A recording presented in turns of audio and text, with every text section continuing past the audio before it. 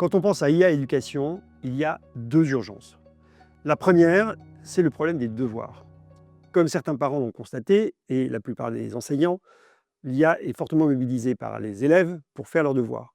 Chez les étudiants, c'est à peu près 85%. Ça veut donc dire qu'on se retrouve dans un système qui aujourd'hui s'appuie sur quelque chose qui ne fonctionne plus, puisque les devoirs sont censés être là pour aider les élèves à s'entraîner. De l'autre côté, la classe, elle, est le lieu dans lequel on apprend, on découvre le cours. Le paradoxe, c'est que l'IA permet précisément, et peut-être parfois mieux que la classe, d'apprendre son cours, d'explorer et de comprendre. Par conséquent, on pourrait imaginer inverser le temps de classe, en partie évidemment, le temps de classe et le temps des devoirs, en donnant pour mission à l'IA d'aider les enfants à découvrir leur cours, à l'apprendre, à le comprendre. Et elle peut s'adapter à chaque élève, c'est donc un enseignement personnalisé. La classe devient alors un endroit où on s'entraîne, non seulement individuellement, mais aussi collectivement.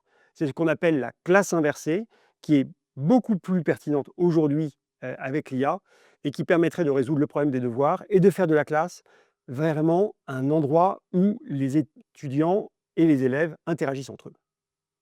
Le deuxième grand défi, quand on pense à l'IA et l'éducation, c'est l'évaluation. Aujourd'hui, les évaluations se font sans IA.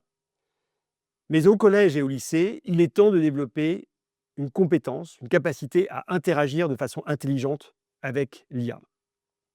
C'est important à la fois parce que c'est une compétence dont ils auront besoin dans leur carrière, et il faut s'entraîner le plus tôt possible. Ce sera une réalité évidente pour leur avenir, c'est déjà une réalité aujourd'hui. Mais également parce que la façon d'interagir avec l'IA va développer chez eux deux compétences qui sont absolument fondamentales. La première, c'est l'imagination et la curiosité, qui permet toujours de poser des questions, d'explorer et d'aller plus loin dans la connaissance. La deuxième, c'est l'esprit critique, qui va s'aiguiser à mesure qu'on sera en capacité de contredire, de nuancer les propos que nous apporte l'IA. C'est donc très important de mettre en place des évaluations au lycée et dans l'enseignement supérieur qui utilisent l'IA.